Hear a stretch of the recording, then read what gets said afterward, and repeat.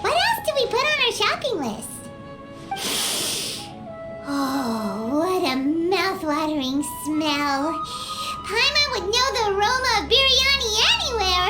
Let's go get some. We can still add it to the list. Well, if it isn't the Traveler and Paimon. Wasn't expecting to see you here. Hello there. Oh, it's been quite a while. So you two are still hanging out together. Deyha, didn't you say last time that you were gonna head back to the desert? I said I was going to resign from being her bodyguard, not that our friendship was over. We're still the best of friends. The Homayanis also still post jobs from time to time. Their pay is always generous, so me and the other mercs never pass them up. I told Deyha to just stay at our place when she took one of those jobs a few days ago. My parents were delighted. They even said that it always felt like we were missing someone whenever Deyha wasn't around. That sounds like something they would say, all right. They're always so welcoming. Anyway, the job is already taken care of, so I was gonna head back to the brigade as soon as I finished a little shopping. But the master kept insisting, and I ended up staying for another day. You can stay for as many days as you want, Deyha. Father hasn't even gotten around to treating you to his best dishes yet. You know I'm not the kind of person to stay put in one place like that, my lady. Don't worry, though. There'll always be next time. What? She said they'll treat you to the best dishes! Paimon can't believe you can still refuse that! But wait. Didn't you say last time that you would take me on a trip to the desert? Why don't you just take me with you today, when you leave? There are so many places I still haven't visited yet. I'm sorry, my lady, but no can do. There's still a few things I need to take care of back at the brigade. Besides, the desert hasn't exactly been the most peaceful place lately. Oh, come on. Not this again. That's also what you said last time and the time before that. I know, I'm sorry. Just give me some more time, and I promise I'll plan the best trip ever for you. All right, fine. To be perfectly honest, it's not that I wanted to go, it's more like I feel like something is off about you lately. Ever since you first set foot on the estate a few days ago, you've been acting anxious and even paranoid. Have you been delaying our trip because you've run into some kind of trouble? Nah, are you kidding? You're worrying too much. Would you swear on that? Friends shouldn't lie to each other, you know. I wouldn't pry any further if you're willing to swear on what you just said. But if something really is bothering you, then just tell me. You know I'll help you however I can. Oh, looks like Junior Zod was onto something. You're too perceptive, my lady. Seems I can't hide anything from you. I just thought that nothing good could come out of telling you about the messy happenings of mercenaries. Knowing too much only leads to more trouble. Mercenary life is a dog-eat-dog world where Mora reigns supreme. Everything operates on a completely different set of rules. That doesn't change anything about what I just said, though. We're still friends, and I can only support you if I understand what's bothering you. My lady, you're not gonna stop until you drag it out of me, are ya? All right, I'll share what I know. Let's go somewhere else first. This isn't exactly the best place for a discussion. Okay, let's talk here. Just try not to draw any extra attention. As you may already know, the Eremites have both a lot of mercenaries and a complex organizational structure. Many mercs are no different than me, just going around looking for jobs to earn some mora. My brigade is called the Blazing Beasts. We're not a large group, but every member is loyal and brave. However, not all Eremite brigades are like mine. Some are willing to cross all kinds of lines for the sake of Mora. The most notorious is a faction known as Deshret's Relics. Deshret's Relics? Judging from the name, they must really look up to... Yep, you got it. I've heard that you've already crossed paths with Ain al-Akmar. They're one of the groups under the Relic's banner. Oh, you mean the group that tried to sell us the Divine Knowledge Capsule? Yeah, they weren't friendly at all. Deshret's Relics is composed of many smaller brigades like Ain al-Akmar. The Relic's headquarters issues orders to all brigades under his control. On any other day, I would want nothing to do with them. Unfortunately, though, the brigade that's stirring up trouble now is none other than Dekhan al-Akmar. Dekhan? I think it means beard or something. Believe me, it's a really stupid name. I found it insufferable for years. Anyway, the real issue is that Dekhan al-Akmar is led by my father, Kusela. Say what now? I think I'm starting to understand your anxiety now. But what did they do? I won't go into details, my lady, but they've been involved in a lot of violent incidents. We're talking hundreds. Hundreds? Yep, the scenes tend to be quite gruesome too. They strip the victims of all their valuables before murdering them. Not only had they targeted merchant caravans and ordinary citizens, but other mercenary brigades as well. That's beyond terrible. They won't even spare their own kind. I don't know how Deshret's Relic sees it.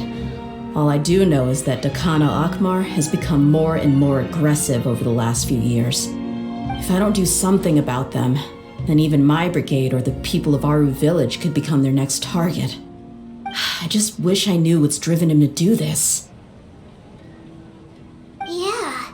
How can your father do such terrible things? I don't know. People change. He's always been pretty pathetic. But at least in the past, there were still a few lines that he wouldn't cross. That's setting the bar pretty low. I mean, if he was even remotely decent, then why would I have to leave the brigade and cut all ties with him? He was loud and foolish, with no real sense of purpose. Instead of doing anything useful, he spent most of his time drinking and chasing after women. Of course, the other brigade members were just like him. Their ruckus would go on night after night. Sounds like a nightmare. What about your mother? Did she ever step in to stop them?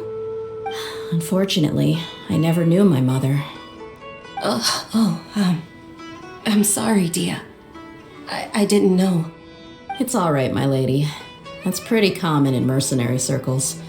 Didn't I mention that my father was chasing after women? I was the result of one of those encounters with some random person. He told me that he wasn't sure who my mother was. And in any case, she never came to see me. He'd say, "You'll be fine as long as you remember to stick with Dad." But even then, he left most of the parenting to the brigade. The one thing I do remember is that he used to tell me stories. But the problem was that he had terrible taste. He only knew a few stories, and even those tended to be pretty stale. They were tales of desert warriors defeating dragons in the forest, or stories of mercenaries rescuing princesses from rebel armies. Sounds like your typical fairy tales. More or less, yeah. They were interesting maybe the first or second time around, but after about 20 repeats, they started to get a little dull. He seemed to think those stories were the best things ever, though. He was so into them that he'd call the whole brigade over and make them perform the whole thing as a play. Even the toys he gave me would all be story props. I'd get helmets, shields, and toy swords.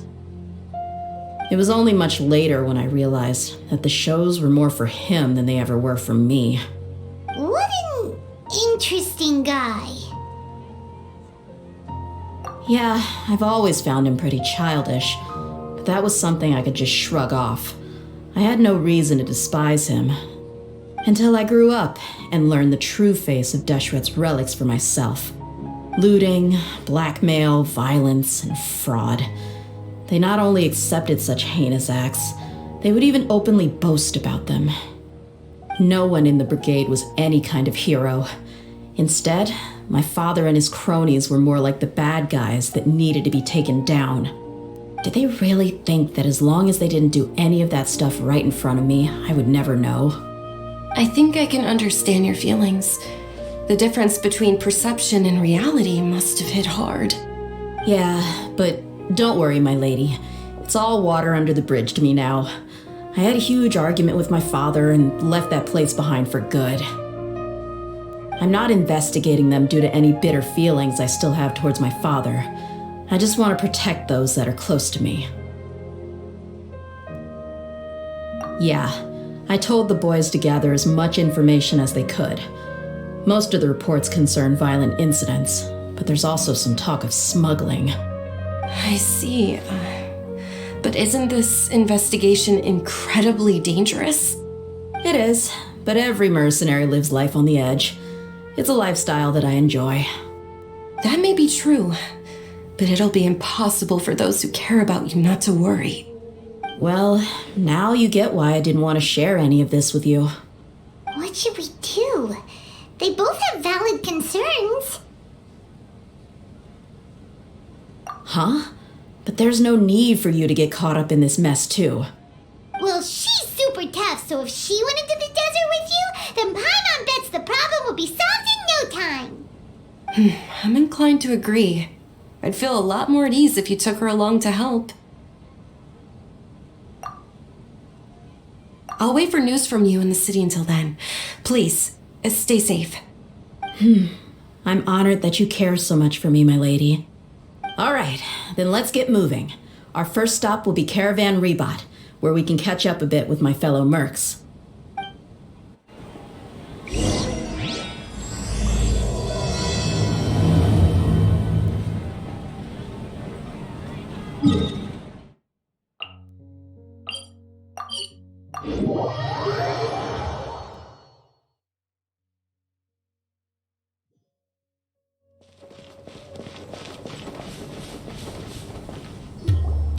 Hey, Deyha, you're back. Are these two friends of yours? Likewise. There's no need to be so formal with us. We're a pretty casual crew. Anyway, since we've got a newcomer, let me fill you in on what the Khan al-Ahmar's been up to lately. They've become extremely aggressive. Apparently, even their own now have become acceptable targets. They even attack other relics brigades, just the same as any other mercenary brigade. Even the most ferocious beasts still protect their own. And it sounds like they've thrown that straight to the wind. That's right. Once they've collected enough loot off the other mercenaries, they sell it off to a different brigade, or turn to merchants on the black market.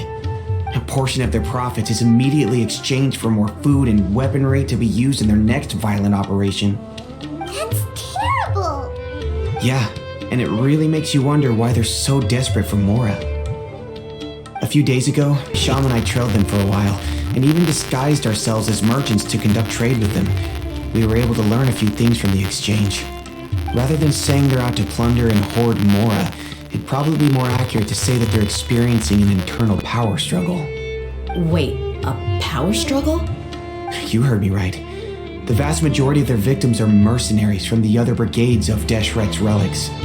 If their only goal is Mora, they could have gone after anybody. The targeted nature of their attacks points to a power struggle between the different brigades within the relics.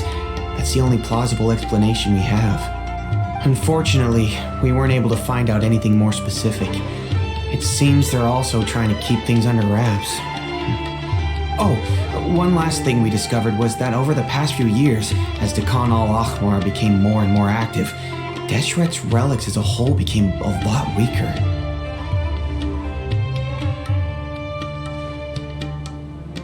It sounds mighty strange to me, too. Haroon, you can leave the rest of the investigation to us. Gotta say, though, I didn't expect you to go on a whole undercover mission during the few days I was gone. Sounds like you were really putting your necks on the line, no? Nah, it was nothing. We're just as concerned about the situation as you are. The Khan al-Ahmar is your father's crew, after all. What he said. Besides, Deyha, haven't you done more dangerous things than all of us combined? What we did is nothing compared to your experiences. Yeah. And while they went to talk with Dakan al-Akmar, I took a look at the last camp they attacked. Any survivors of the attack were already long gone. There was nothing of value left in the camp. Ah, Hisham and Khalaf. You're here too. We rushed over as soon as we saw you come into Caravan Ribat. Although this new friend of yours looks a little green behind the ears, I'm sensing a special vibe from her. Now that we know you'll have a capable partner with you, we can also rest easy. Hey, what about Paimon? Feel anything special? Oh, you're also planning to tag along with them? Of course! Paimon is the traveler's most important guide. Wherever she goes, Paimon will follow. Oh, in that case, then you'd better take care of her too, Deyha. Don't underestimate Paimon! Don't worry about her. She may look tiny and helpless, but she's been through just as many battles as the traveler here. Even if she had only survived on sheer luck, then that alone would still make her quite formidable. I had no idea. I guess I shouldn't judge by appearances. Oh, one other thing, Deyha. When you're free, why don't you update the deputy about your upcoming schedule? We held another recruitment event a few days ago, but everyone only came to see the Flame Main. You weren't around at the time, so people were pretty disappointed to only find our crew of rough, unkempt guys. The deputy put a lot of effort into the event, but it was basically for nothing. Only a few people chose to stay, and that really got to him. Sorry to hear that. I'll be sure to bring him some great liquor next time. I left in a hurry and I couldn't make it back in time for the event. Gotta admit, I can understand their disappointment though. You're our brigade's main selling point after all.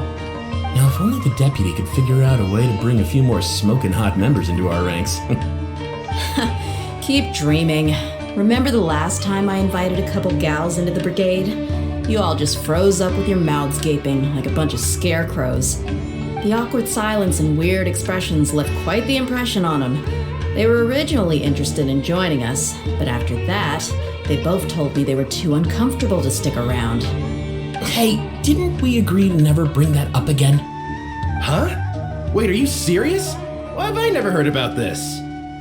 I don't think you were part of the brigade yet. Are you kidding me? I missed a once-in-a-lifetime moment like that and you weren't even gonna tell me? All right. We can tell you about it later. Now's not the time. Hey, don't you try to change the subject. You and Hisham get your butts over here and tell me everything right now. Are they always like this? More or less. There aren't many rules or graces when it comes to mercenaries. We're used to just speaking our minds. If someone starts getting under your skin, you just yell right back at them. And if that doesn't put an end to it, then you just challenge them to a fight. But we also don't tend to take many things too seriously. Being direct and getting it all out of your system as soon as things come up is better than keeping everything bottled up, never talking about it. That's also why I never spare their feelings when I talk to them. If I want to laugh, I'll laugh. If I'm angry, then I'll unload on them. It's hard to stop once you get used to it. Though, I can never do that when I'm with the Homiyanis. Hey, knuckleheads! Can you at least tell me the rest of the intel before you go back to your bickering? Yeah, you hear her, Khalaf? Told you we gotta focus on the investigation first. I drew up a map. Right here is the spot. There you'll find the merchant caravan responsible for getting rid of Dakan al-Akmar's looted goods. All you gotta do is wait and ambush them in the evening. They'll have no idea what hit them. Perfect. Thanks for that. Be sure to pass my regards to everyone else in the brigade as well. Will do. You stay safe, Deyha.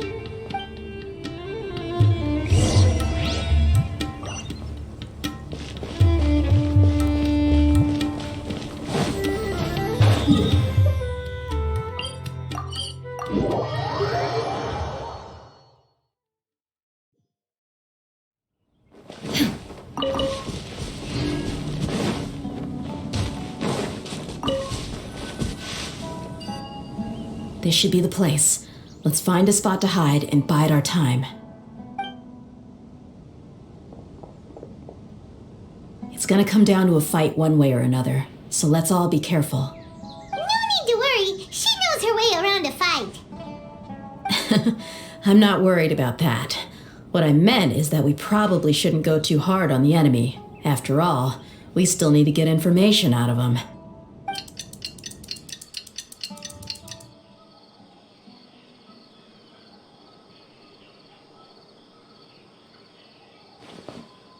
Here they come. You ready?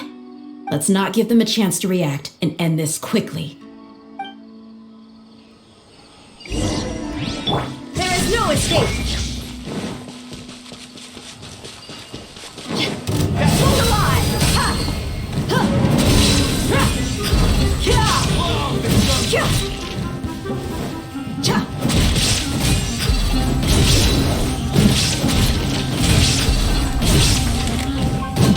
Illusion shadow! You coward! Where do you think you're going? Let's get it on!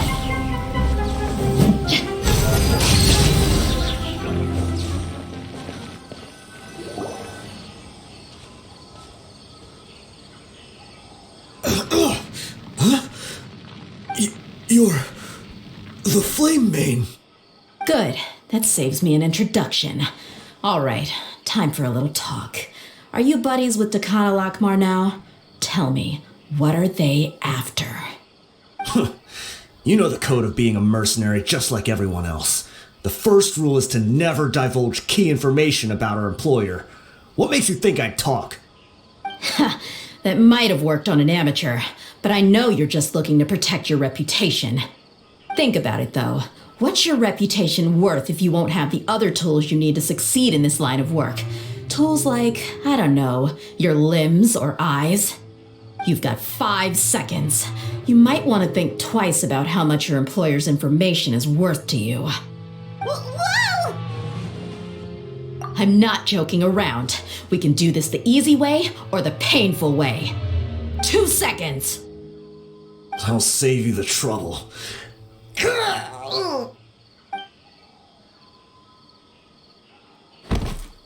Huh? Are you crazy? He tried to bite off his own tongue. Quick, search the area for any first aid supplies. I definitely didn't expect him to go that far. Thankfully, the wound wasn't too deep, and he just passed out from the pain. But why would he be so extreme? I just wanted to test his mettle. You can get a lot of mercenaries to talk just by threatening them. I didn't expect him to be willing to go through so much pain just to deny us some intel. Well, he's out cold for now. We could wait for him to wake up, but maybe it's not a good idea to interrogate him any further. What should we do? Yeah, don't worry about it. It'll be a waste of time to interrogate him again after that. He might just hurt himself again if we start asking. There are lots of goods around here. Let's search the area. Maybe we'll be able to find something. I'm really sorry.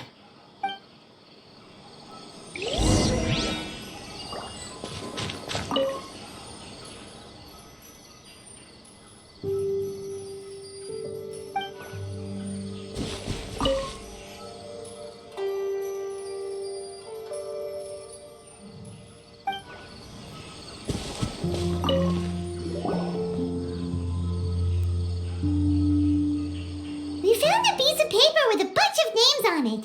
Maybe it's a record of something. Let me take a look. If this really is a merchant caravan, they should have a record of their transactions. Yep. I see an entry for Dekana Lakmar right here. Kusela, Idrisi, Bashar, and Takriti.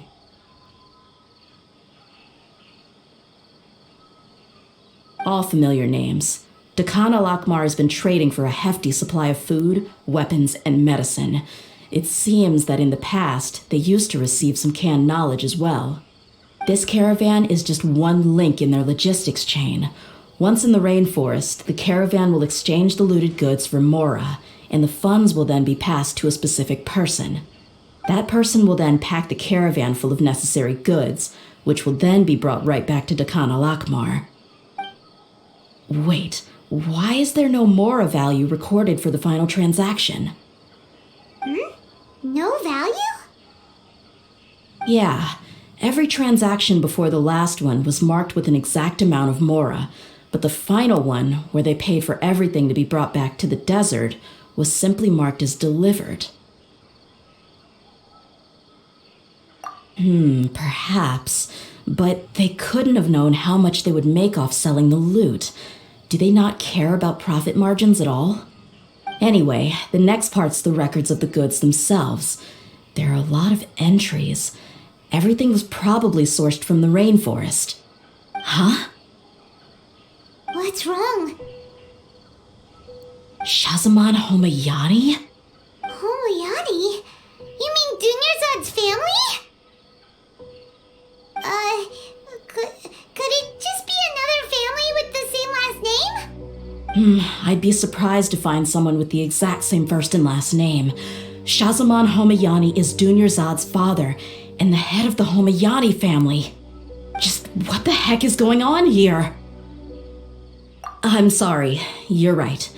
I'll consider what we found and not jump to conclusions just yet. But what this piece of paper confirms is that the Homayani family has been providing goods to Dekana Lakmar. What if the Homayanis have been kept in the dark and don't know they've been trading with Dekana Lakmar? That's a possibility, but if that was the case, why is this caravan specifically named Shazamon as their person of contact? They could have just as easily bought goods such as food and medicine directly from Caravan Rebat or Port Ormos.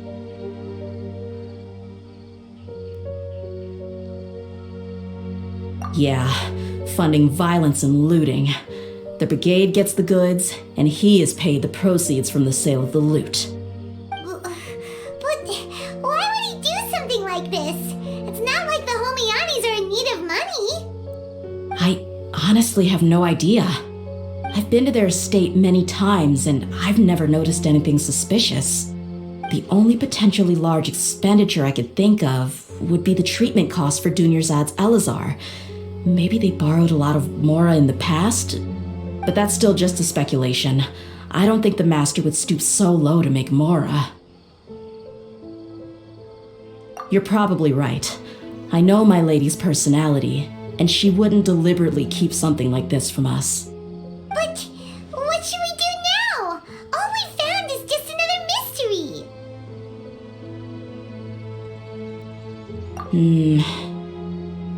If you ask me, we already have no choice but to confront her about this. I'm not worried. It's too early to make a verdict yet. I still have faith in the Homayanis. Let's go find my lady again. We'll tell her everything and see if she's willing to lend us her support. If we're lucky, we can not only figure out the mystery of this paper, but also follow the trail of breadcrumbs to the people responsible at Dekana Lakmar. Deyha, are you sure this is the best decision? What if instead of getting the help we need, we just end up revealing everything we've discovered to the enemy? I've considered that possibility, but even still, I want to tell her what we found. I think I owe her that much. True friendship is built on trust. She showed genuine concern for me when we first brought up the topic. I can't repay her kindness with doubt and suspicion. That's not how I deal with people. You're right. Paimon wants to trust Dunyarzad too. Yeah. Let's pay another visit to Sumeru City.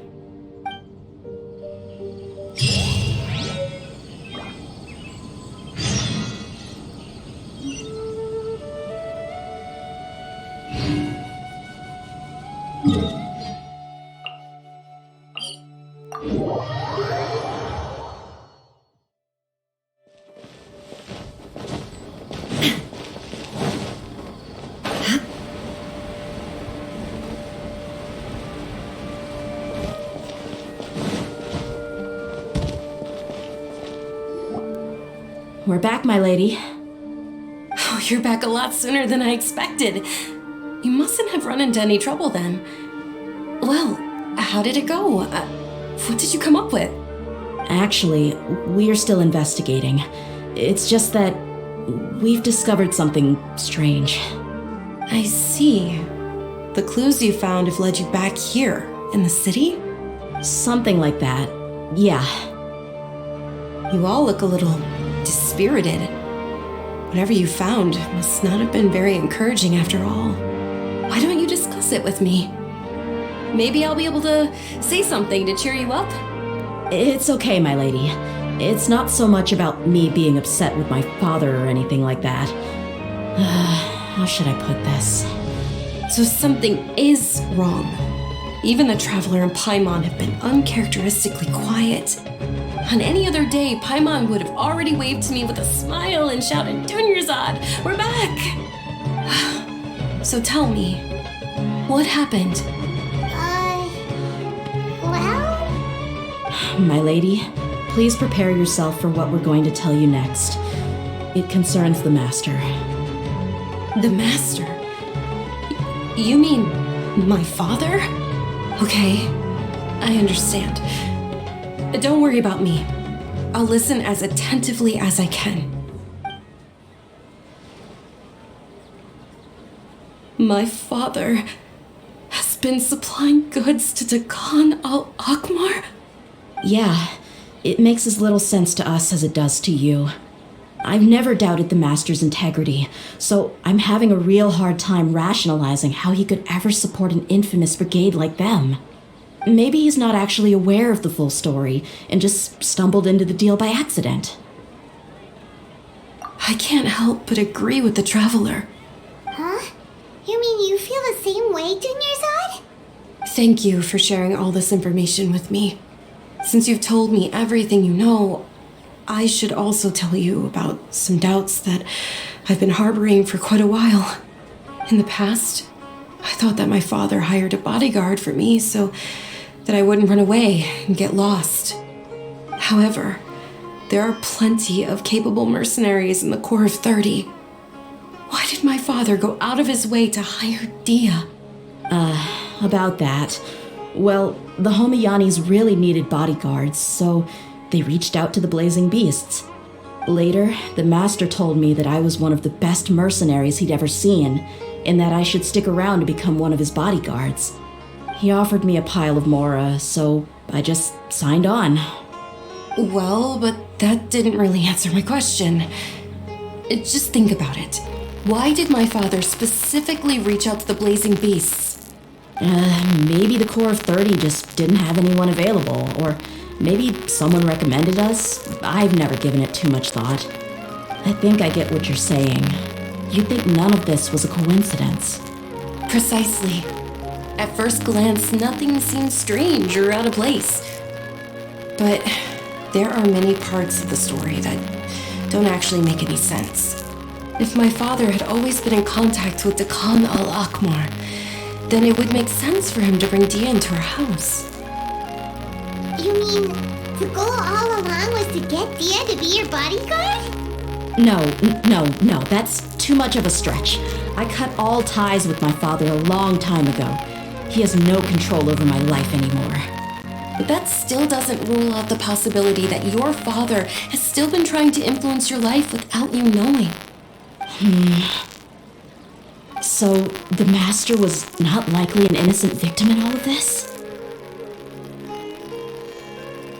Sorry we put all this on you so suddenly, Dunyarzad. It's okay, Paimon. I should actually be thanking you. Regardless of his reasons, if my father has truly been funding a violent group of mercenaries, then it's my duty to bring him back to reason. But is that really the right thing to do? My father has committed many atrocities and deserves all the punishment that he has coming to him. I have zero sympathy for him. You may call me an ungrateful child, but my feelings will remain the same. However, the Homiyani family has treated me with nothing but generosity and kindness. If we decide to investigate this further, we could end up implicating the entire Homiyani family.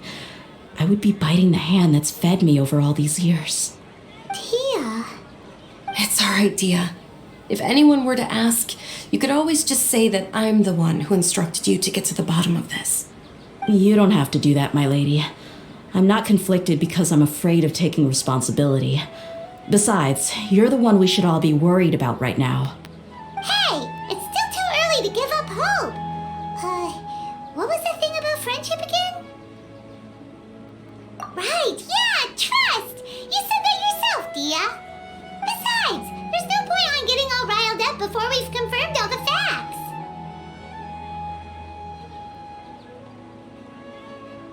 Thank you, everyone. That makes a lot of sense. I guess I should always remember the trust that I've placed in people. In which case, my lady, could you ask the master to come out and have a chat with us? Sure thing. I also hope he'll be able to give us a logical explanation. Let's meet at the usual place then. Usual place? Ah, right.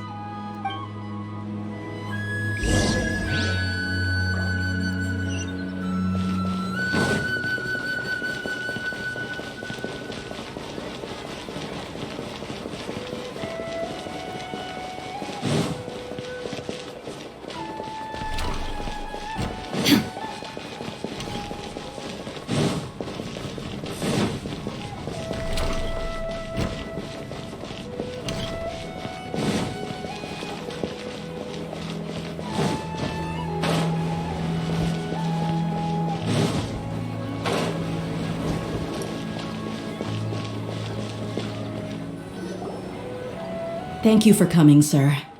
Please allow me to introduce these two. This is the traveler, and next to her is her travel companion, Paimon. Yes, my daughter has mentioned them from time to time. It's a privilege to finally meet them in person. But we may skip all the pleasantries for now. What is the important matter you wish to discuss with me today? Well, we wanted to bring this transaction record to your attention. There's something on this record that we're all pretty curious about. So that's what you found? Seems like I can't keep everything from you much longer. If you wouldn't mind, we'd like an explanation. Well, it's a long and difficult story. And to be perfectly honest, I'm not sure if I'm doing the right thing. What I do know, though, Deyha, is that the truth will bring you no solace. If anything, it will likely cause you a great amount of anguish. Wait, me? Yes, I understand perfectly why you came to see me, and I am touched by your collective commitment to do the right thing. But knowledge always comes at a price, and sometimes, as they say, ignorance is bliss. Your father, Kusela, and I both believed that. Of course, you have the right to seek and learn the truth, but I must warn you. The facts of this matter may reduce everything you've built for yourself into sand, blowing in the wind. If you must proceed, then Kusela's heartfelt efforts will also fade into the wind like a fleeting mirage. His heartfelt efforts? I'm sorry, sir, but I'm not sure I follow. I've made it this far in life without a single drop of my father's support. I have my own ideals and ways of looking at the world, as well as people and causes that I've chosen to cherish and fight for. None of these things have anything to do with him. I came here today to support you as the head of the Homayani family. No warning will change my stance on that. I understand. Then let me tell you a little story. Our family once needed to take a trip to the desert when Dunyarzad was just a baby. Along the way, we were attacked by bandits. They had superior numbers and quickly overpowered our bodyguards. When all seemed lost, a group of passerby Eremites lent us their support. Those Eremites were Kusela's brigade, Dekhan al-Ahmar. Kusela's men told me that the attackers were Eremite mercenaries, just like themselves. I was shocked. Why would Dekhan al-Ahmar go so far to save us and not spare the fellow Eremites? Kusela was grinning and walked over to play with baby Dunyarzad. She was startled by his unfamiliar face and nearly started crying. Really? I never knew. He said that he had no particular reason to help us. He just took pity on us because he had a daughter about the same age. We started talking about our children, and I sensed that he was a devoted father. To repay his kindness, I hired his brigade to help out at our estate for a time and offered everyone generous remuneration. So, that's what happened. It was many years before I saw him again. I almost didn't recognize him the next time he came knocking on my door. The man I knew to be strong and healthy had been reduced to a shell of himself. He couldn't even walk anymore without his cane. So, what happened to him? He was perfectly fine when I left the brigade. I'm not too sure myself. The only thing that didn't change was his cheery disposition. He said there was absolutely nothing to worry about and that he had gotten into a fight. That was all. He then suddenly asked me if Dunyarzad, now that she had grown, would need a bodyguard of her own. At the time, Dunyarzad was going through a particularly severe bout of her Elazar. There was no need for her to have a bodyguard when she could barely leave the house.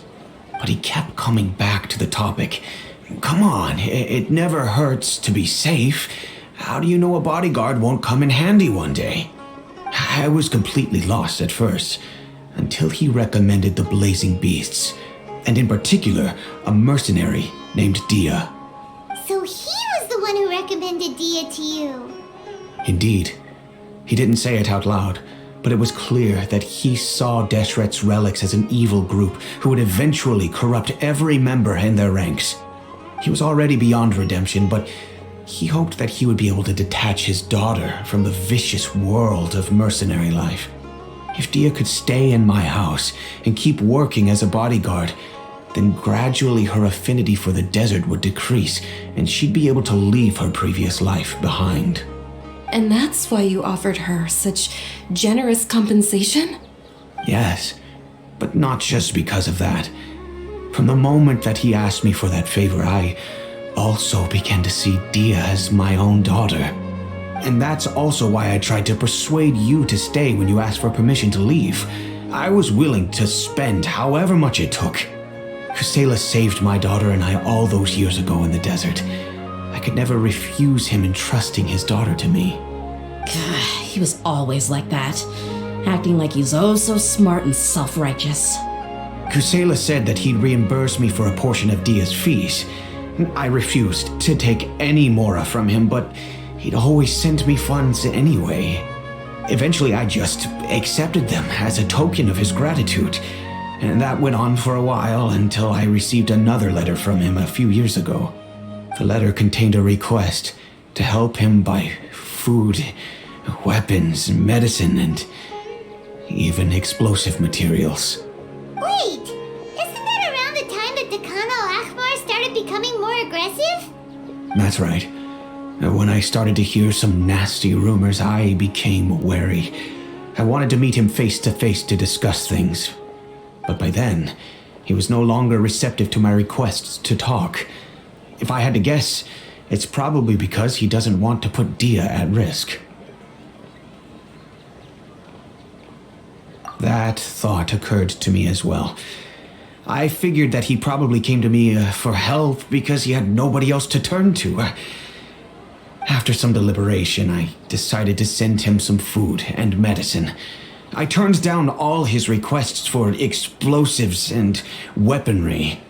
I am aware that even such a reduced gesture of support could lead to others coming to harm, but I could not simply reject his plea for help.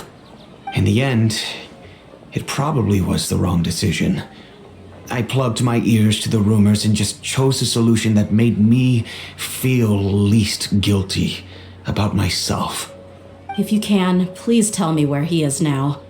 None of the things he's doing right now make any sense if he's just trying to keep me from getting tangled up in his world. If all he wants to do is steer clear of me, then maybe he shouldn't have brought me into this world in the first place. Oh no, Deyha, please don't feel that way. I'm just angry because I can't wrap my head around any of his actions. Another way? I don't know. I knew him, and he was nothing more than a childish brute. I can't understand what's going through his head. But I guess you do have a point. We haven't uncovered the whole truth yet. We still need to figure out his exact actions and reasoning for these last few years. I'll do my best to help. Of course, anything between the two of you would need to be resolved between you and him alone. I don't know Kusela's exact whereabouts. Outside of supplying his brigade with some goods, I tried my best to avoid getting involved any further with him. However, there's a man on the list named Jawed. He used to be a mercenary in the desert and is now a member of the Corps of 30. He's responsible for supplying weapons and liaising with the Dekhan al-Akhmar's merchant caravan. I think he should know Kusela's whereabouts. I've heard that he likes to have a few drinks alone and enjoy the cool wind at night outside the tavern. Maybe you'll be able to find him there. Understood. Thank you, sir. Then I guess this is bye for now, unless... I'll stay and be with my father here. To be honest, I'm still a little dazed and haven't finished processing everything quite yet. My father has indeed done something wrong, but if I think about it, I'm also not sure if there was a right way to handle this problem. I feel like our only course of action is to turn everything we know over to the Corps of 30 and let them render judgment. Yes. I am prepared to accept whatever verdict they choose. It's time to face my mistakes.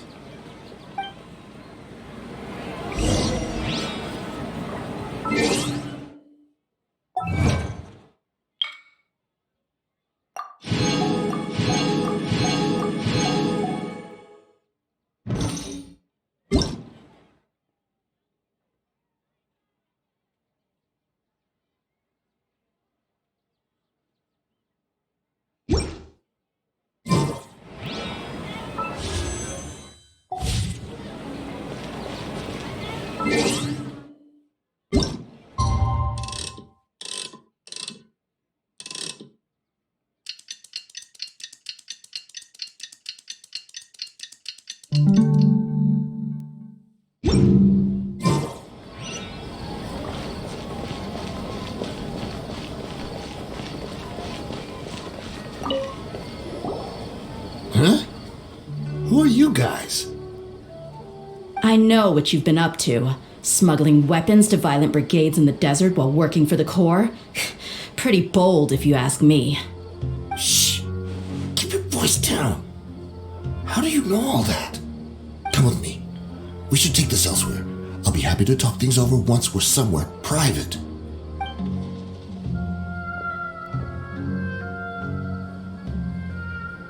This place should do. Alright, back to my question. How did you all know about me? Don't worry about that for now. You know what kind of punishment you'll face once we report you to the Corps, I assume. Wait, there's no need to jump the gun. Let's talk this out. What are your terms?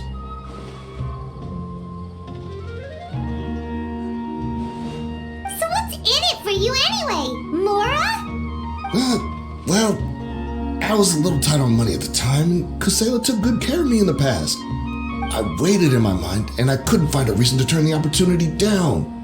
I wouldn't only be helping my benefactor, but I could also make some quick Mora. Let me tell you how it is. We're investigating Dekhan al-Akhmar, and we're gonna put an end to their operations. If you provide some help for us, then we might just put in a good word later to reduce the terms of your punishment. Hey, why don't we discuss this a little first? Listen, I made quite a bit of Mora for my last run. Just give me a number, and I'm sure we can... Shut it. My patience is running out. You should know when a mercenary is after something other than money. All right, sheesh. But you gotta promise you'll put in some nice words for me later. They're always on the move. Here's the spot they were at the last time I made my delivery to the desert. Feel free to go have a look. I'm just telling you though, it's not on me if they're not there anymore. Sure. And then you can forget about any nice words from us. Hey, come on. Now you're just being unreasonable. Really? And how do I know you're not leading us straight into a trap? Don't forget, you're the one with no bargaining chips. All right, I get it. Why don't you go take a look, and if they're not there anymore, I'll try to figure out something else for y'all. Now that's more like it. Let's move. And as for you, try to stick around the city until we get back. You don't want us to call the folks from the Corps and have them drag you back to the city.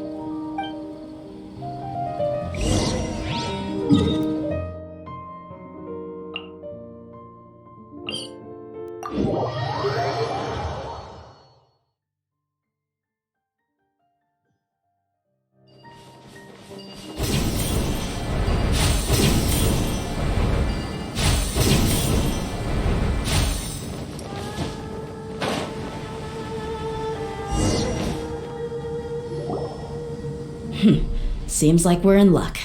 That should be their camp right up ahead. Let's go. We'll finally get to the bottom of this ourselves.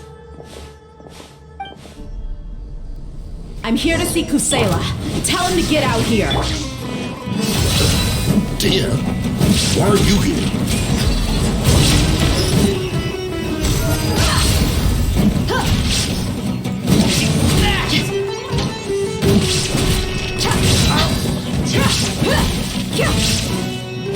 Shine down!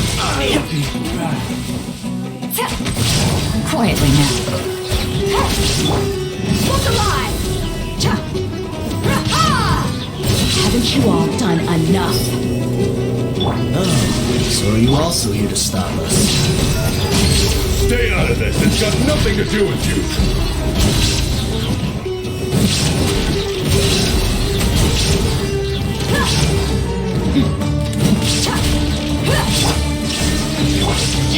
Let's get it on!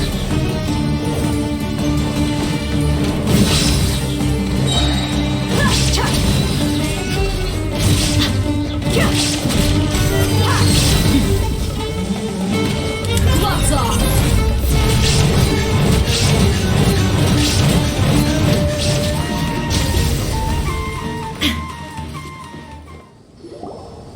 Oh, she's so strong.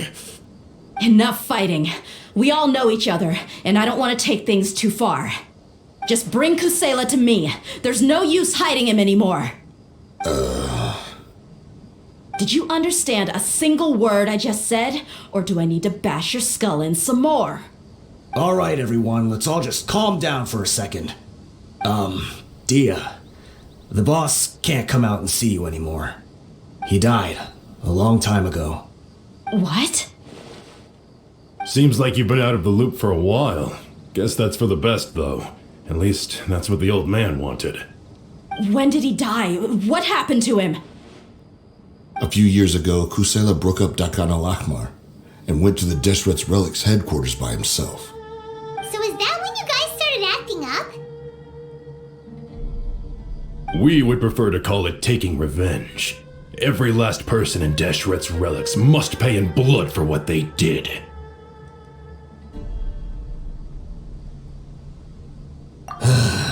Let me start from the beginning.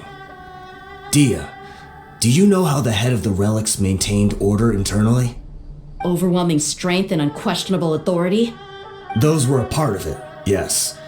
But just those on their own weren't enough. They had another tool at their disposal. They called it a person's record. Regardless of whether they joined by their own will or were coerced, every person in Deshret's Relics were forced to leave a record of themselves at headquarters. Whether it be their deepest sin, some unforgivable act, or their most immoral exploit, the record served both as a symbol of loyalty and the perfect material for blackmail. That's precisely it. Every one of us have a record. Me, Bashar, Tikriti, and all the boys who grew up with Deyha and ended up joining our ranks. But you, Deyha, you were never asked to provide a record, were you? I never even knew this was a requirement. You were probably the only person in all of Deshret's Relics who didn't know about it. Ever since you were born, Boss had been trying to shield you from this organization's sinister rules. Not only that, but he also banned all of us from committing any nefarious acts. He said he'd take care of the dues we had to pay regularly to headquarters. But in the end, he was just an ordinary person. What could he do? He was forced to go to headquarters again and again to account for missed dues and incomplete records. He'd come up with all kinds of excuses and get beaten up as a result. We all knew he was doing that for you. He wanted to get you out of this world, no matter what it took. And that's why he became a shell of himself and couldn't walk without a cane. Wait, but that doesn't make any sense. I didn't know about any of this, and I'd never seen him get injured or beaten. Because you were too young at the time. How would you ever tell between wounds from a beating and wounds from battle? When you left home after that final argument with him, he seemed to age by a decade overnight. Even his hair went gray. So even the blazing beasts were... Yep. It was all his doing. Had he not arranged them to come to you, you probably would have been reduced to a pulp before you ever left the desert. A few years ago, Boss said he needed to make another trip to headquarters. He was already pretty weak then, and we all assumed he was going to get beaten again. I suggested that he hand the role of leadership over to me, but he said there was no longer any need, since the Khan al-Ahmar would soon be more. His words made no sense to me, but that night, we heard that a massive fire tore through headquarters and razed everyone's records to ash. Everyone gained their freedom that night. Many members fled, not just from our ranks, but from the other brigades as well. But how could we leave with a clear conscience? All of us who knew exactly what had happened. The boss can't have just died for nothing. Those heartless jerks at headquarters took him from us. From that point on, the sole purpose of the Khan al-Ahmar became revenge. The big fire that Boss started was quite a blow to headquarters' strength. It's given us the opportunity to launch our attack. Even though we're outnumbered, we vowed to see our revenge through to the very end. There were people from headquarters who changed their names and went into hiding. Some fled to other brigades, and others escaped to the rainforest. But we won't let any of them escape our wrath. They'll all pay for what they've done. We've suffered plenty of losses as well. To keep going, we need an enormous amount of supplies, from food and medicine to weaponry and explosives. All we can do is exchange our loot from Mora, and then use that to get supplies. We forged Boss's handwriting and sent out many letters to his former friends. Thankfully, many people were willing to come to our aid. We were also able to attract many mercenaries who shared our goal. We've endured unspeakable pain to win many impossible battles. Deshret's relics have become weaker and weaker, and now we finally have an opportunity to directly strike their headquarters. Paimon doesn't know what to say anymore.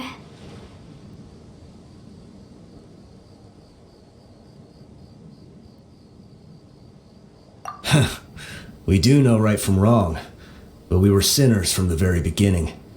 We do not deserve the freedom that the boss won for us with his life. Boss always loved his old-fashioned hero stories. Those tales about sacrificing yourself to save the world. We used to always laugh at him for it.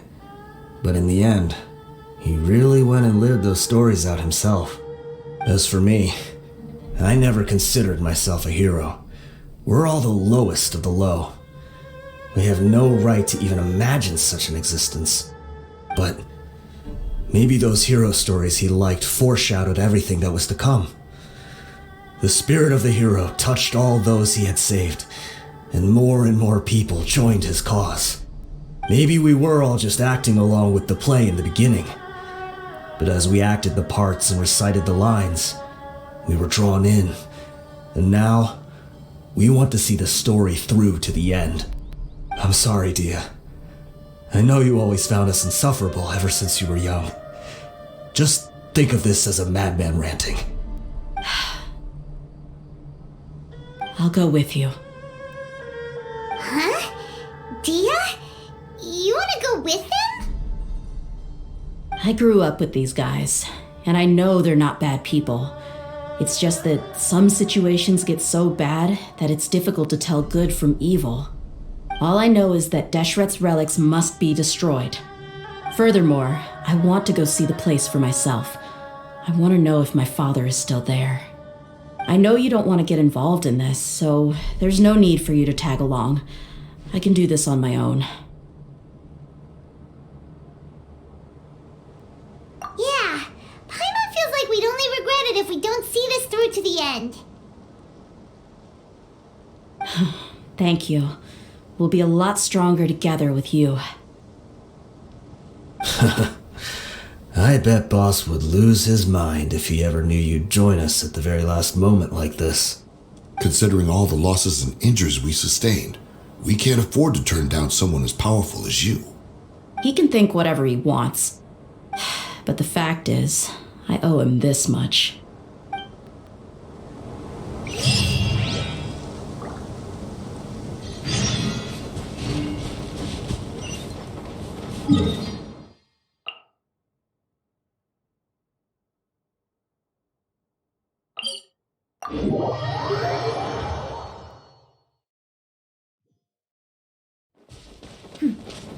Clear skies can do nothing to hide the brilliance of lightning. Divine bolts can strike even in the absence of rain. Do you see that tree? Wait, you understand? So, demonstration is not required. Good.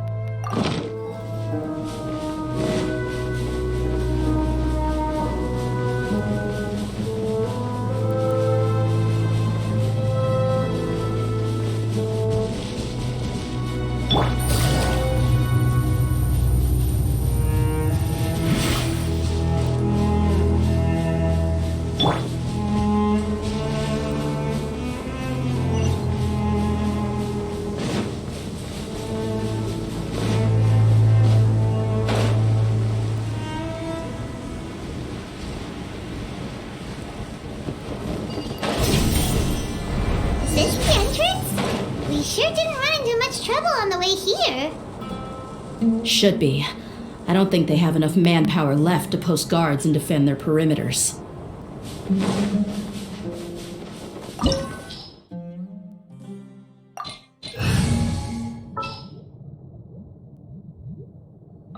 Trainee Forest Ranger Kale, reporting.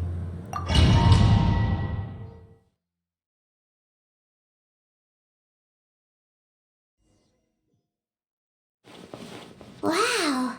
Paimon didn't expect it to look like this on the inside. They should all be holed up in here. Don't know how many people they've got left, though. Who cares? We'll round up all of them. Still, we should be careful. Even if they've only got one shot left, it could still take us out. Yeah, we'll know what they're really capable of once we've landed some hits on them. Deshret's relics may have been a force to be reckoned with before, but their name means nothing now. Yeah, they don't stand a chance with you here. I'll take the lead. I've been here once before.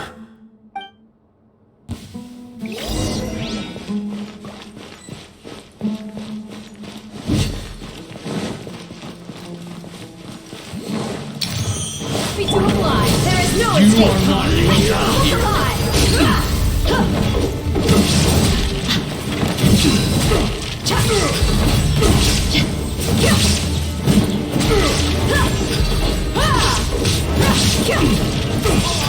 You like messing around!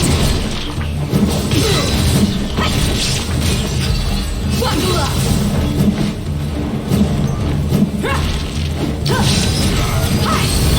Shine down!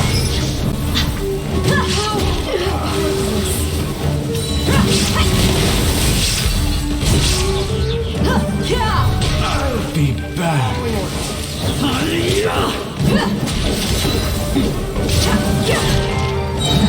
You're dead meat! Take that!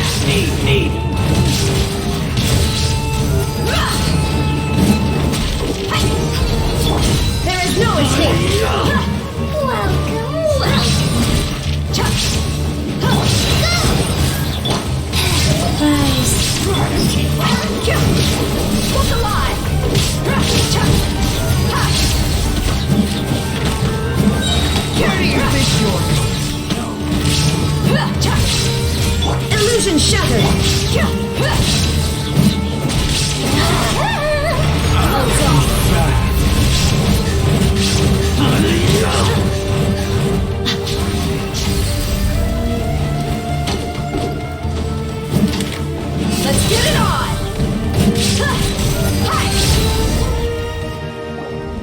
This way, follow me. We're almost there.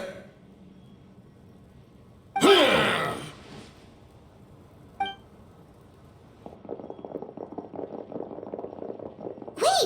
They went charging ahead without checking for any traps! Hey, you guys okay? It seems like we just got trapped in here. Don't think we triggered anything else. Watch out, the enemy's coming from ahead. Well, now that things have come to this, seems we'll have to fight our way through. Don't worry about us. We knew something like this could happen. Go and take a look around. There could still be another way through. Let's go! We can't let the boss down! Let's check if there's another way! The sooner we can make it through to help them, the better! Let's see. I think I see a way through over there, but it's being blocked by something. Let's try our luck with that mechanism. Okay, let's go!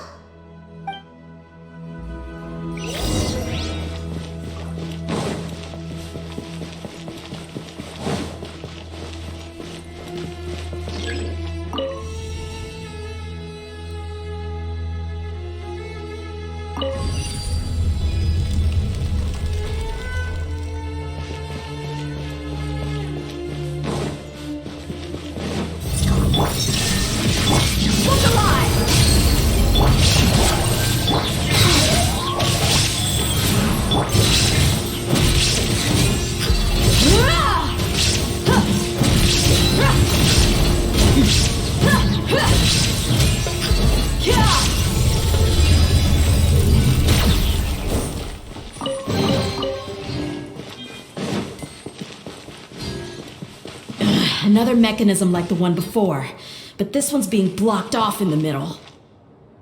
We just need to adjust it a little.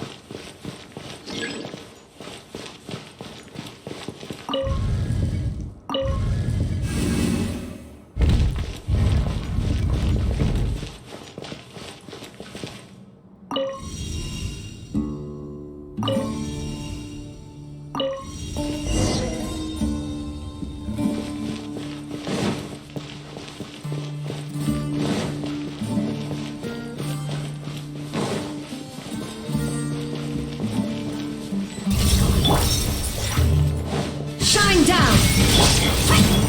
Let's get it on! Now you shall perish! Illusion shattered!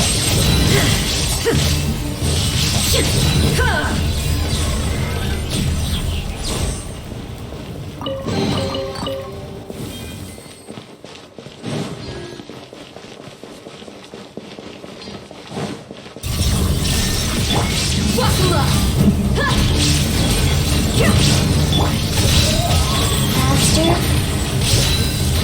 Gotcha! Sacred name, fortune preserver. You asked for it!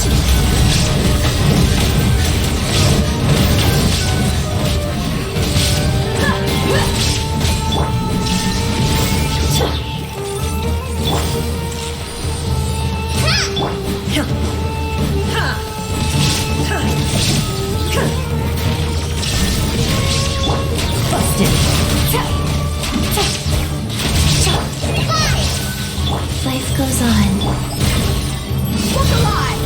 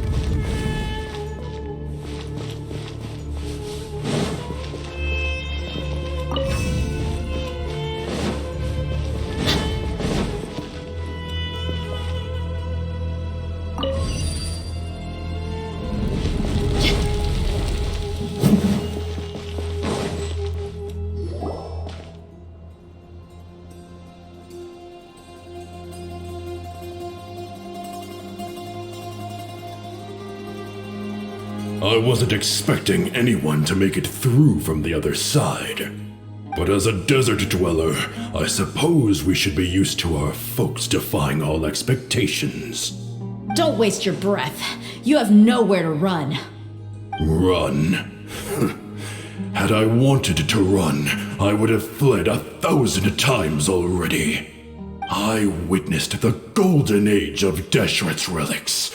Even if I could leave this place behind, all that awaits me now are endless days of humiliation and ruin. Even now, my brothers and I still believe in one thing. The greatest should never live to remember their fall. So you want to go out in a blaze of glory? Let us draw our weapons! We will show them the true power King Deshret bestowed upon his followers. They are but two, while we hold within ourselves the entirety of the relic's glory. Wave 1, charge! Eliminate them!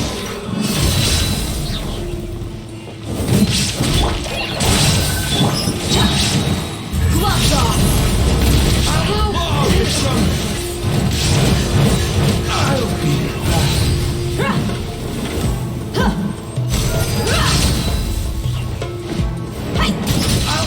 I don't think they used one. We're just getting started.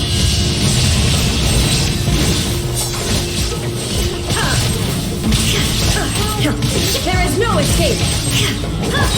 Buckle up! Dead meat! We'll meet again.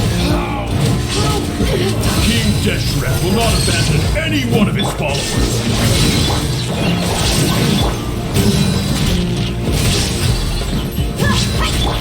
Try this on the side. Look alive! We'll meet again. Here comes the catch! Gotcha!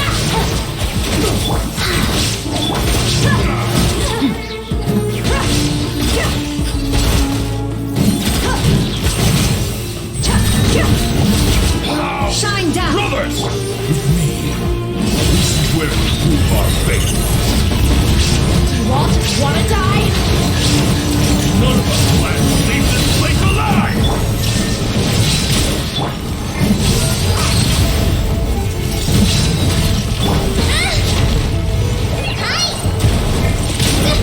Don't touch me! There is no escape! Life goes on. Look alive! But we'll meet again. The commander has finally fallen. But they're still coming at us! This place is like a gladiator's ring. They just keep coming no matter how many we beat! Yes, keep fighting! There's no need to fear, and no need to back down! This is our last stand! When the next wave comes, try to draw away their attacks. I'm going to see if I can take out that high platform.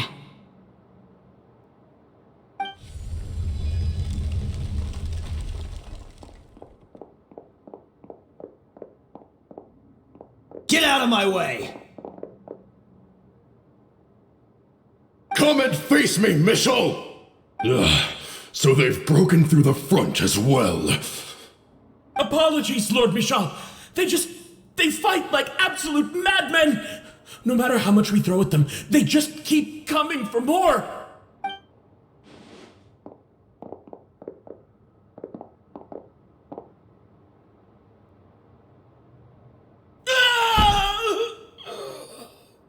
So, it would seem like this is the end.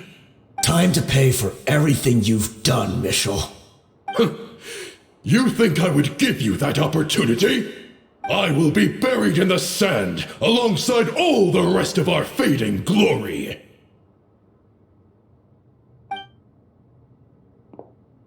Hey, wait!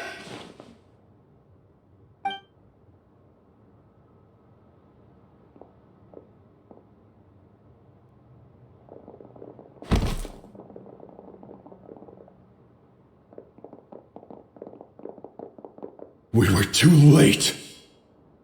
it's over. There's no more need to fight.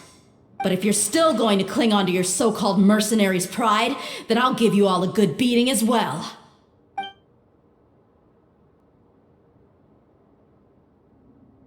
Hey, Deyha! I found the mechanism. I'll get you all back up here right away. Let's go.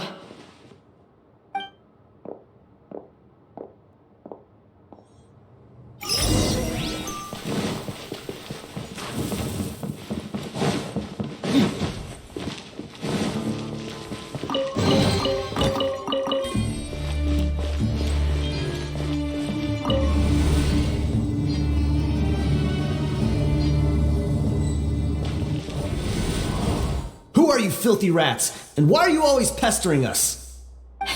You call yourself a member of the infamous Deshret's relics and you still can't even tell who's made it all the way to your headquarters? Who knows what intent a bunch of rats may have? We try to catch a couple, and you all just show up on the other side instead. How are we supposed to figure out what you're after? Hey, have you ever heard of a man by the name of Kusela? Why would I know? It's not like I'm in charge or anything. This is your last chance to talk. Hey, I said I don't know anything. I'm just an average member here. I'm telling the truth. If you're here to find someone, why don't you look through the records yourselves? Who can remember every name and face with so many people coming in and out every day? The irony. His life became a light for so many, yet to others, it wasn't even worth remembering. Where's the records room? Answer me! It's right over there. All the files are in there. You can go through them as much as you want. It's not like any of them still matter anyway. I mean the old records room. The old records room? You mean the one that got burned down? Kusela. Ah, yeah, I remember him now. The guy who could hardly walk. Watch your mouth. That's our boss you're talking about. He was definitely faking it. We all let our guard down as soon as we saw him come hobbling in. But in the short time it supposedly took him to take a dump, he'd already gotten away and started a fire in the records room. He couldn't have possibly outrun us if he wasn't a fraud. And after that, Deshret's relics fell into complete disarray. Stop wasting our time. Every one of us here is perfectly aware of what he had done. Tell me, where is the old records room? It's just over there. Go see it for yourself if it means that much to you. There's nothing left in there but ashes. No human could ever survive that kind of inferno. Bashar, Tikriti, let's go. We'll leave the others here to guard these guys. Spare them no mercy if they try anything.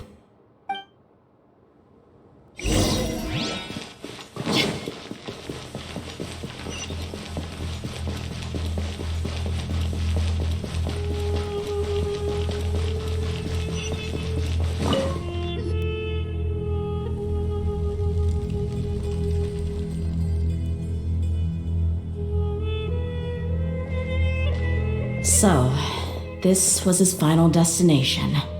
How did he do it? Getting past all the guards with a limp and sneaking in here to start a fire? If he was nimble enough to do that, then he must have been able to get out of here after starting the fire, right? Deyha. I'm sorry. I know it's just wishful thinking. Let's look around. Maybe we can find something that's been left behind.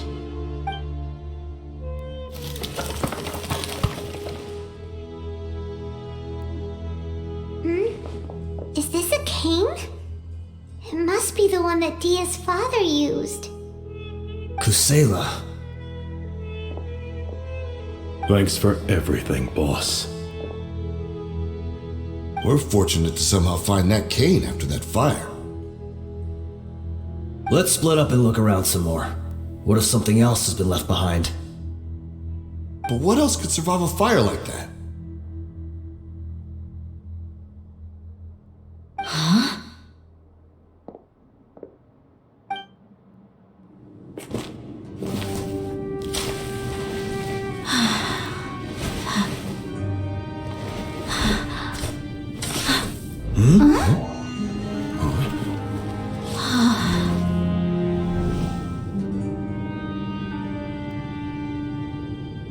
So, Wait! Isn't that the toy sword you played with as a child?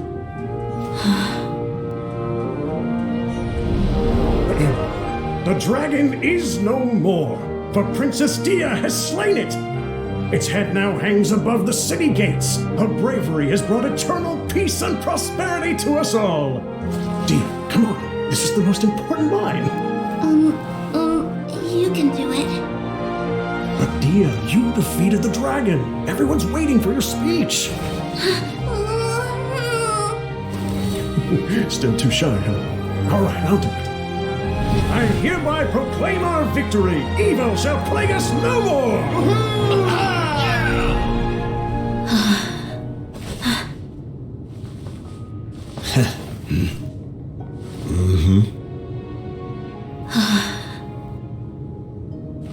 I hereby proclaim our victory.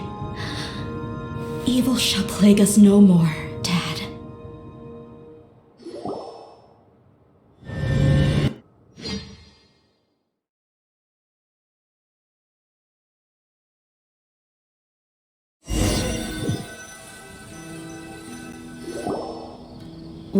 What's this?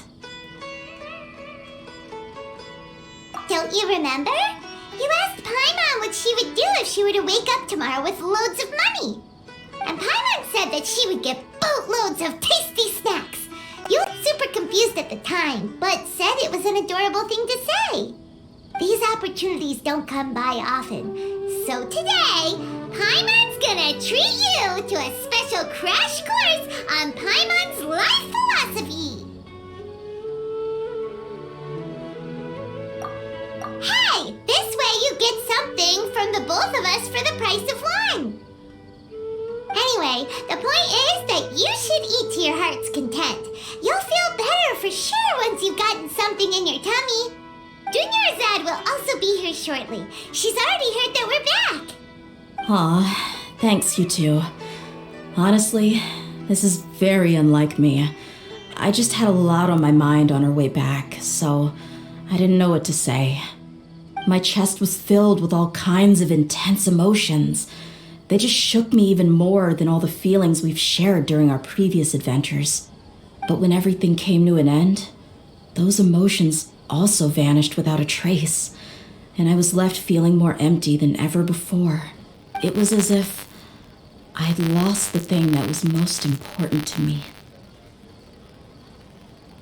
Yeah, you're right.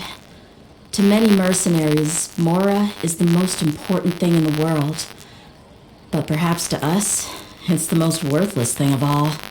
Idrisi and the others all used to say that they would quit if there was no Mora to be had. But when it came to avenging my father, there was no Mora to be made anywhere.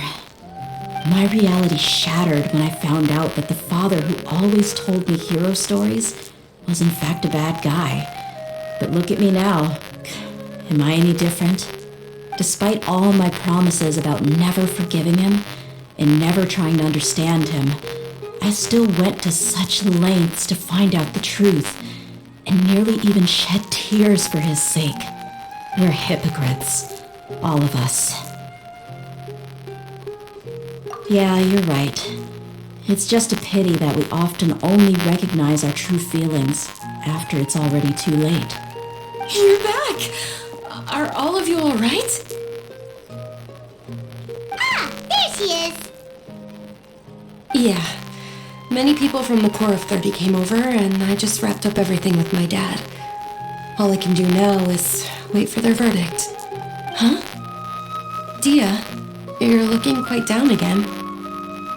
Paimon will explain. A lot happened while we were gone.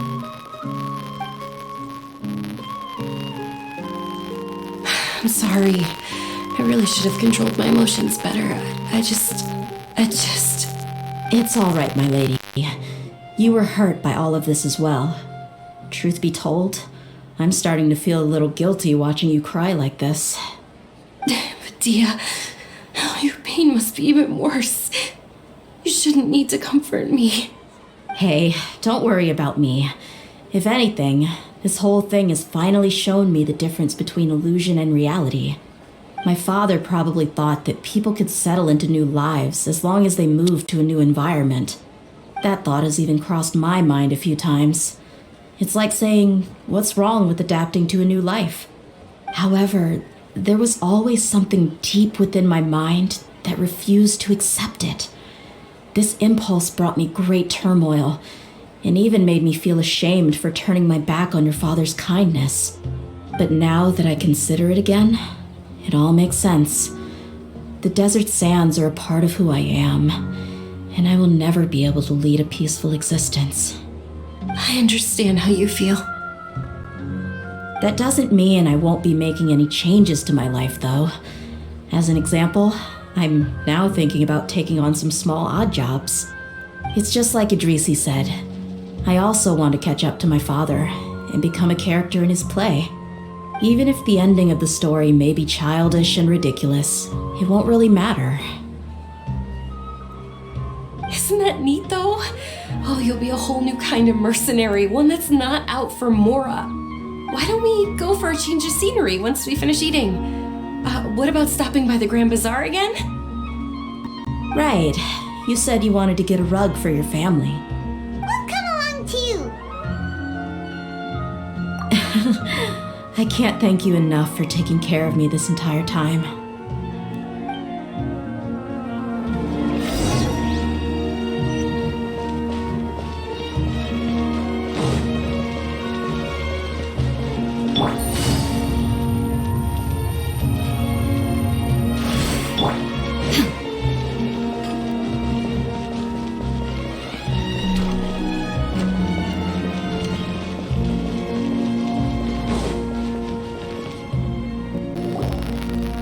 This rug here is quite something.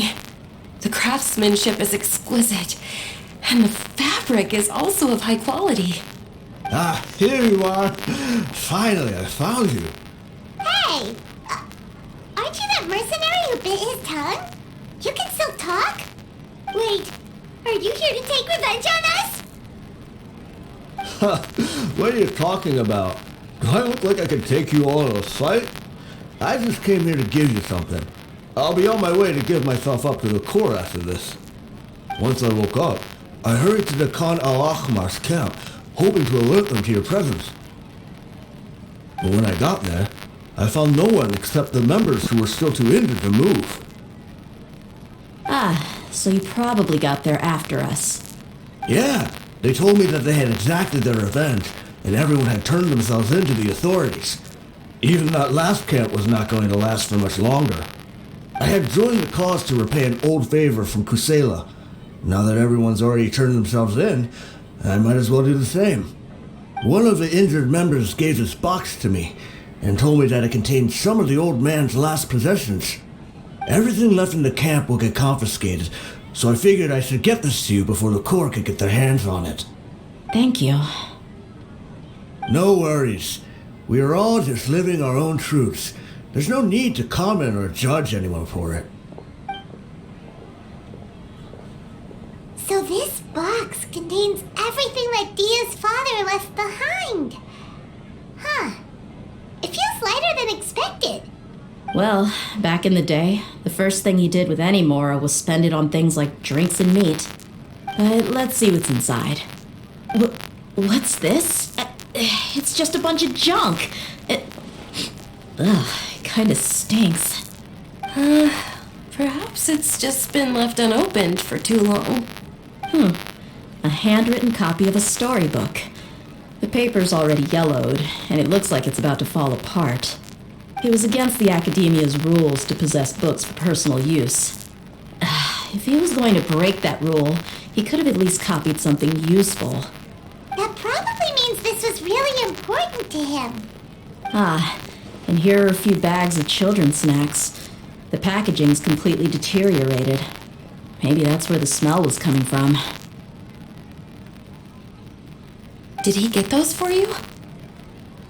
Yeah, but here's the thing, though. Even when I was a child, I was never a fan of these kinds of snacks. He'd always say that he got them for me, but in the end, he always ate more than I ever did. Who even leaves snacks in a box like this anyway? Isn't that just common sense? Forget it. Let me see what else is in here.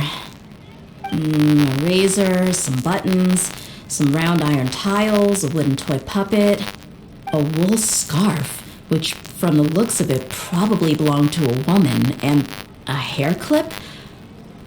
Why are these things here? I'm suddenly feeling a little scared. I'm sorry, my lady, but this is just the kind of man he was. He probably saw this box as some kind of personal trash heap and dumped any and everything in there. 2 empty liquor bottles. Tell me, you guys, are these the kinds of things that a normal person would leave behind? Huh? There's something in the bottle! Oh, you're right. All right, I got it out. It seems to be a piece of paper with some writing on it. The bottom part's all damaged from moisture, though. Let's hope the writing didn't smudge. I was suddenly seized with an urge to write a letter after finishing this bottle. I just folded it up and left it in the bottle, though. If I end up forgetting about it, it won't really matter. To Deyha. It's a letter for me? It's all right. I'll just read it out. If he went to the trouble of writing a letter, there must have been some important things that he wanted to say. Or at least record down. My condition's becoming worse and worse. Can't even walk without a cane anymore, much less go out and have fun. Guess I don't have many days left. If you're reading this letter, then I suppose I'm already long gone. You were adorable as a baby. Everyone loved you. And regardless of whether you were crying or laughing, everyone enjoyed having you in the group. But once you grew a bit older, you were no longer nearly as happy or cute. It's probably Idrisi's fault. He was never up to any good. Can you believe this guy? He can point the finger at himself. Anyway, back to the point. To summarize, I'm writing this so you would know not to feel sad for me, even if you end up finding out the truth. The reason being that I was never your father to begin with. Wait, what? Surely, he must be joking, right? I don't know. I was quite formidable when I was young, and 100 times cooler than some so-called flame main. Really felt like the whole world was under my feet. With just a teeny tiny bit of effort, I felt I could rule over the entire desert. But as fate would have it, I went out into the desert for a drink one day and discovered a baby in the sands. It was you. You were just lying there, small and helpless. You were so tiny that if the wind blew for just a little while longer, you would have been buried forever. But your cries were so loud they made my head hurt. Now that I think of it, you really were a bundle of energy. Sounds like he's serious. I told Idrisi and the others that I had slipped up with a woman while out and about. None of them even doubted me. I'm sorry that I had to lie to them for so long, but I really had no other choice. I was their most esteemed leader, after all. It's not like I could just tell them that I suddenly wanted to play at being a father. At this rate, I'll puke up all the liquor I just drank from this bottle. Anyway, Deyha, you possess the kind of freedom and kindness that we could only dream of. As far as how you should live your life, that'll be up to you to decide. That's the end of the letter. In the end, he was still thinking of me as a little child. I suppose, or I would have suffocated under the sand a long time ago. He was a good father to you. The fact that he wasn't a blood relative doesn't change that. Yeah, it's just a pity that we had to learn the truth of everything like this. Do you already have some ideas about the decision that he wanted you to make? I do. If he first found me alone in the sands, then I want to try my hand at finding the person who abandoned me. I just have one wish, to tell them a story. That there once existed a childish and foolish jerk with a heart of gold. And that only under his care was I able to grow and mature into the person I am today. If you end up finding any leads, can you share them with us? We go on adventures all the time. Maybe we'll be able to find some information for you. Sure, I appreciate it. I wasn't expecting you to be so enthusiastic.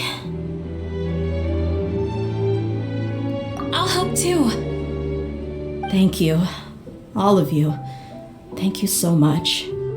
My life has certainly had its twists and turns, but I've always considered myself lucky.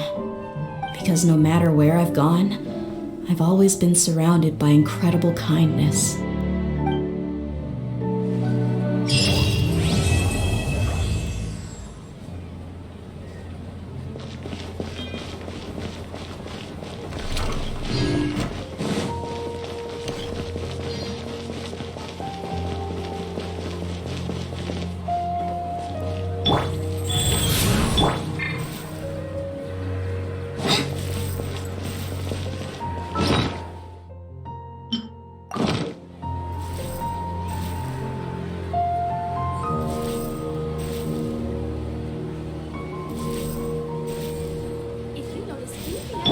They say my conditions. In which case,